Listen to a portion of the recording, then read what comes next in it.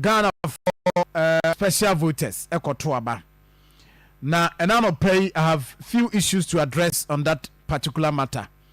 Any de call so ewo centers ahodwa yeko ekoto abanyina. Na ojo ani live with Facebook page Akoma 87.9 FM. Enra the call so me say group enra nyumre me kan once and I'll repeat it this morning. Enra Ekomiensa eye recognize wo mokoto abanra. Number 1, security. Number 2, media. Number 3, police. EC workers and I say officials are EC. Ebe you on the day of election. Inti OSHA EC regulations are regulation 23 no kan wasem. Emma yehu yeti ase how special voting arrangement everything. Yeti ase regulation 23 CI 127. Echre se obia se nipa no ewo special assignment on the day I beto aba no. Se nipa ye mana kwanya se on to naba a day a commission be yesi ho se sa da idie ye de to aba e de masa nkrofo no ato aba na dani duru one se ye to aba na o matimi anya akwanya nti media on the day of election media jumadi ni se ye be report bibia be koso from the day 7th even before 7th during the process ye to aba kopim se commission no ebe keka ne results data ni nyina bom na wa declare say this is our next president and as a way at the president elect when a Ghana for to aba man no ye be adwuma on that day. Number 2 the security, police for immigration for prisons, army. I was special duty on the day, and for that matter, on a special day. Is your officials are that do wa croniani wa omuniani because the obe issue ballot paper no be issue. The obe share say obe stamp do by a Facebook page process no ena unshebi. This is what they will be doing on the day of election. And unti ye maomo akwanya say monto aba na de ba ko a very important about this election of course nra and say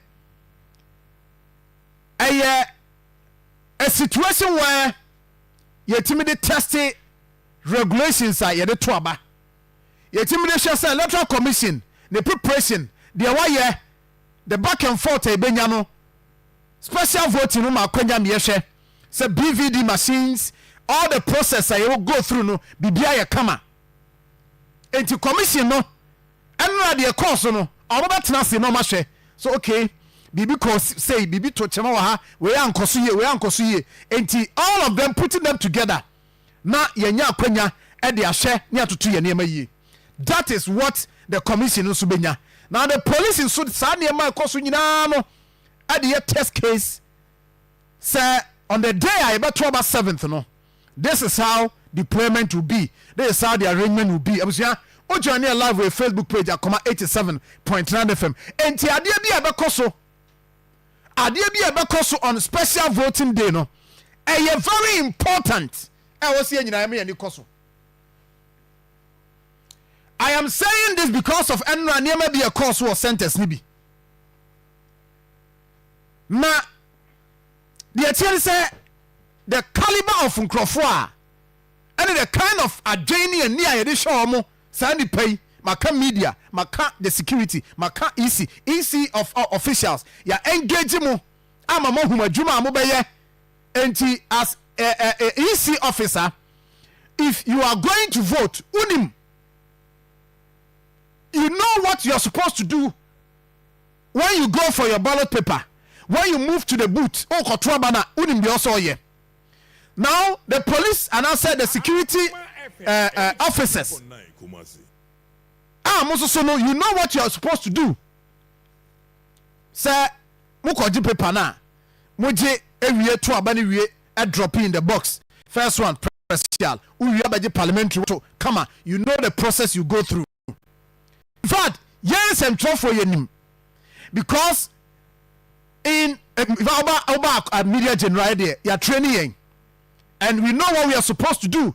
We know education. Yadema to see a kwakotwaba. And today, I never be a see among Sandy Pakua ya Akoma semi. That's what more kwatwaba nesia.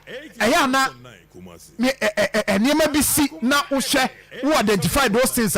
Ubusa say, are we safe? Huh? Anra ebino kwatwaba. Na what the phone error boot him. Now we chat. O try no. Na was circulate.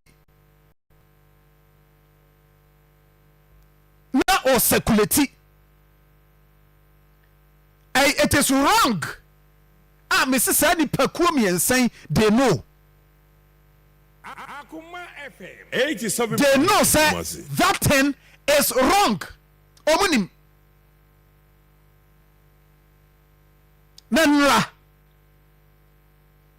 Now you see presidential no be a chat, parliamentary no be a chat, to the point that yes, circulating on social media, Facebook, TikTok, nena sefo.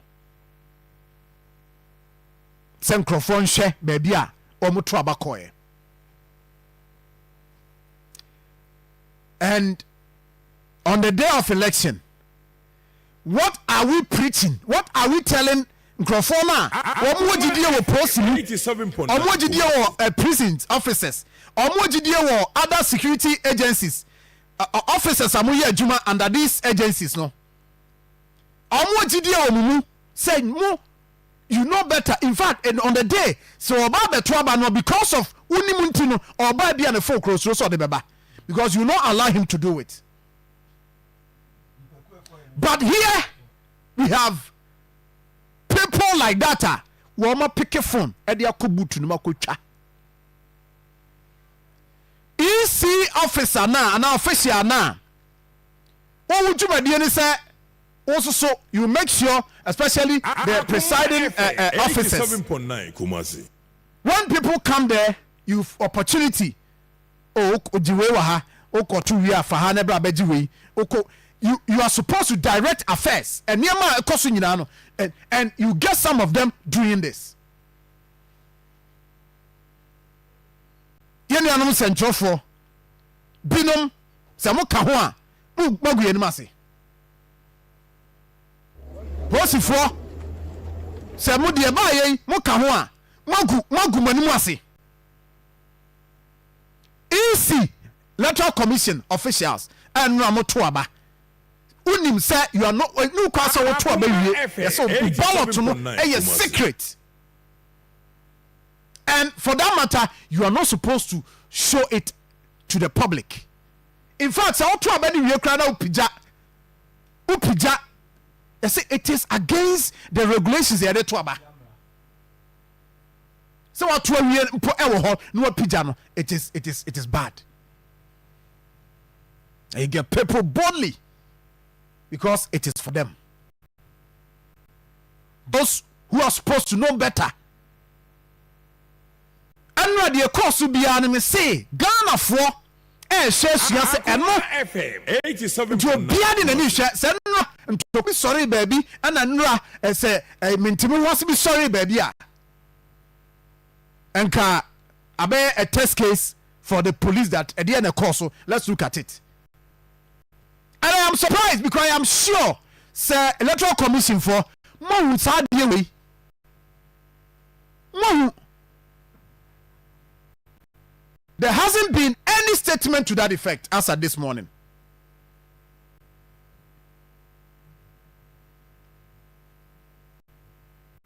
And we are happy. Now, Ayawaso West Wuogon. Ayawaso West Wuogon. Na prison officers edi line mu kotoaba. Ni e maneduane. Happily na waje. Share video no dey abusafo join live and check. Join live on Facebook page. Easy books be mu. And I actually say easy no aduane German crofo. It is alleged say now special prosecutor as well maybe we may want to be professional this morning. Nti Yebeka say it is alleged. But video in the Osha a woman bibia daddy pefe. You could tell aduane. Minka say aduane, the woman cry nim. The report they say aduane, but there's a package. Oh yes. Bibia bi with my womb. Enya de ba ko na womb. Yeka no different bi. Na a prison officer.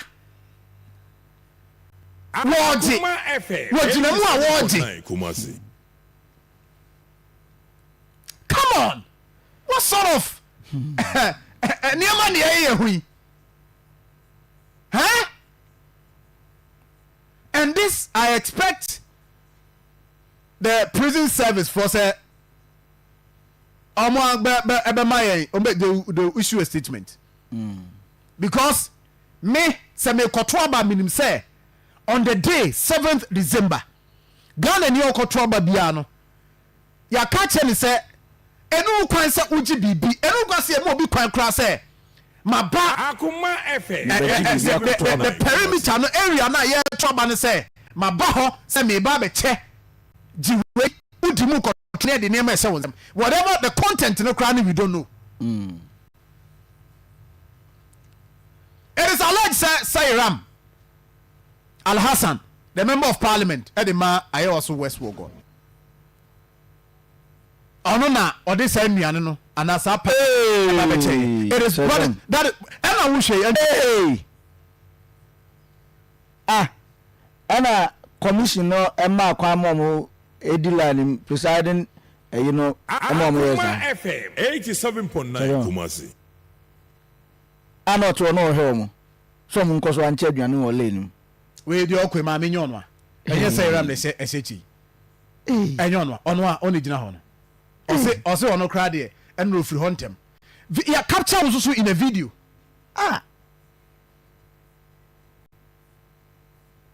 and when we begin to see sa niema our special voting e de na was a kachre and we say I'm condemning because who officer ya e ma Akoma FM 87.9 mo kwatro abai dey no see the police center bi ahye on sase hwa you will not allow this thing to happen. Debi nti ade na wo a wo ye mracherefo no nti se nipa na obey ade no se onim ana wonim eno abo apaso wonim a let the person know say ade na wo ye nye nti if say prison officers ana anya for prison Akoma FM 87.9 no wakoje na say on the day of election mama ni nyoni nya say Ram legina no na say chei ono ma who ni interview bi o say she left there 6 a.m. and no about her in the night. But this is the video out. How can we be encouraging Sanyama we? We see group na no me can and I will repeat it this morning. Group na e koto abanra no. Ye nyina ba ko pay ya e kan ye nyina ya gua ho ani mase. Ba ko pay e ya akan ye nyina 87.9 Kumasi. And me dear I will condemn Sadia we. Look at it. Ma no the John anu musu. Ono say Ram oni person ma me unless what the other Facebook page. Oni no a unu na be hu no. Na wakuntun mu kro yi bia ma obi. will not be doing coming. Yeah, look at it. And at a point, John Dumelo is also joining here. But I mean, time a year called Kotwa Badie. You have no business in the queue. Say, you are telling someone what to do. Oh, so in the they say you have no business allowing possibly security. You should not allow someone to join or interested party. So don't me problem. They say electoral commission, no, the returning officer no supposed to know this. Also, who say idea or more on the tiamra.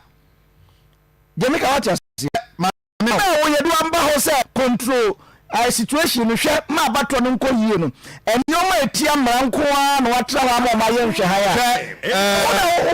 Sebi why you tibon go so adwuma wa nya ni yie.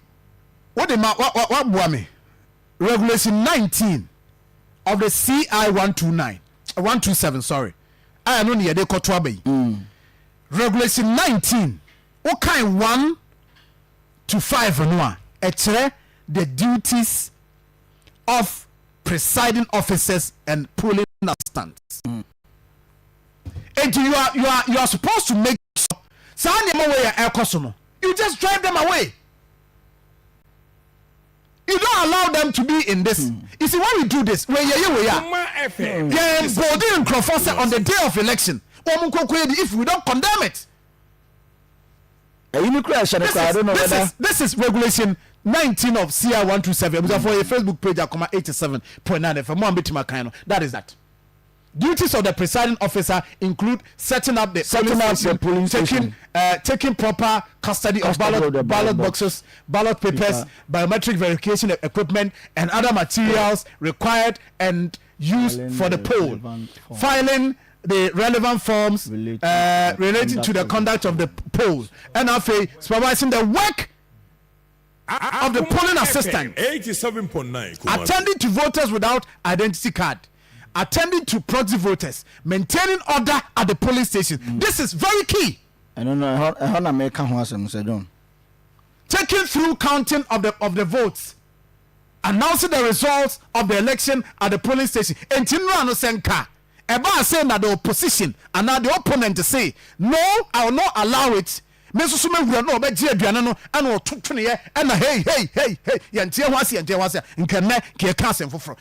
what we must condemn. So and the electoral commission, the presiding of returning officers, no, they should make sure say a man then the police officers in so more no should also make sure say yes you the year because near CC no bia e bi mu twamfoni near de kire na we na we ni enware kye ade no say timanufo ne yekoto aba ene ya wo yes I know I say hwemra no so no then na obeka enka wono a officer na obeka nka officer ba be hukiu obeba no be hukiu say masa ade na wo ye no you are going against the law. Me say enu ahoye baby amemi ko yi baby in a perimeter one aye to aba no kra no you are not allowed to go there say bia wo ko ye ekoni na mo ti say the wo mu gina ha mo yi so ye ma kwan nti e dey na the same process na ye bi o baby obi nya opportunity ekogina okodi nkomo relax e dey nsakra to obi kom eni ni di nkomo wi a osa cha aduane aka ho wo bra nipa no process okoto aba that vote buying daily vote buying and yeah no won se nipa na anko yiska anko to anko she nipa no bottom am ye hu de na so me course no vote buying se do me de ma dream sa na be no sa video we and etiamra both John Dumelo omu mi no etiamra me no etiamra say obi koto aba na wakoja ne nchen na ne di nkomo say what are you telling the person? No, we should not be encouraging some of these things. Cheduano lim. Aden. Aduano there I say ram and cheduano no. One we only nyon we. Ayonwa. You see the process of voting. Share senka ye wie nipa na ejire wato aba no wi no kwa so ne ba be faso ade be ma no de enfo bia ho kwa be faso ade be ma no wachiro ne enfo bia ho ne mum in the process okoto aba lie so odi lie so no e na pese o kire e kom de ntu onye na won so age behwe mmara so maye no wo bu mmara ne so wo a wo hwe mmara no wo bu so ntu o kire bi no obi so ekobu mmara ne so a obeda ama mmara na kire no obeye den ama mmara na kire no yesi yenta no akotwa obayi de oba we de otim se ade no ko nya tere ankobeje 87.9 onu akra na echesi onya tere ankobeje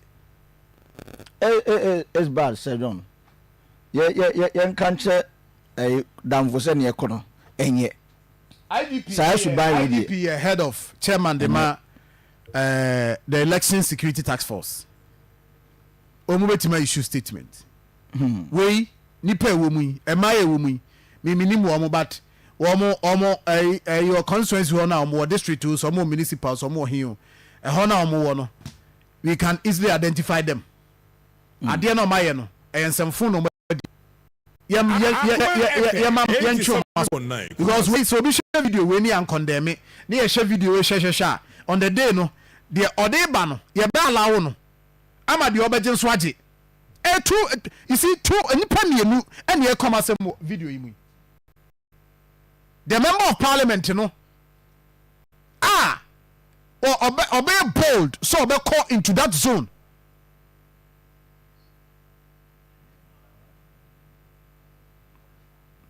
We don't do that. We don't do that. That is that. For our phone, dial is star 439. Akoma FM 87.9 Kumasi.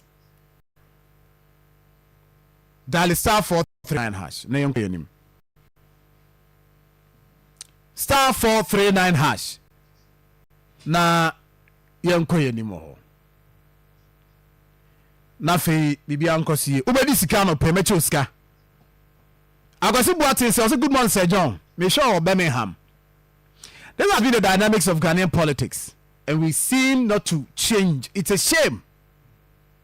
We hope everything ends well on Saturday. That is yes, your wish, pardon. Akoma FM. We should not be encouraging some of these things. Akoma FM 87.9. But over joining live on Facebook page Akoma 87.9 FM. Na akwasi moyo so shefri a promise. Asare George ya simpe or say good morning me show free a Greek a buraso. Mr. Asare Construction. Eric Kojo Susuka Kojo good morning. Na young ka Providence 17 no pay. Yabako any other stories and no binya brain yashe. 7:42 is the time. Providence in Kancho say from Enra a copy 16th. Asasi ayeshe free screen ayafo free screen furniture ho masawase omuni center Catholic in the division mu uduru a omudi mfidi ahodo bebre ya yehwe ni paduam akwa ne babia na babia yo ya yade hye asuma no afidie na yi na pie afei yewi a yamawaduro e de aka ho eduro na betua bibi kakra bi consultation ye free afidie akoda so e free eduro nkope na betua bi kakra bi ti furniture Providence eke na abusua akogye apote e honom na nso apomuden wonsem entumi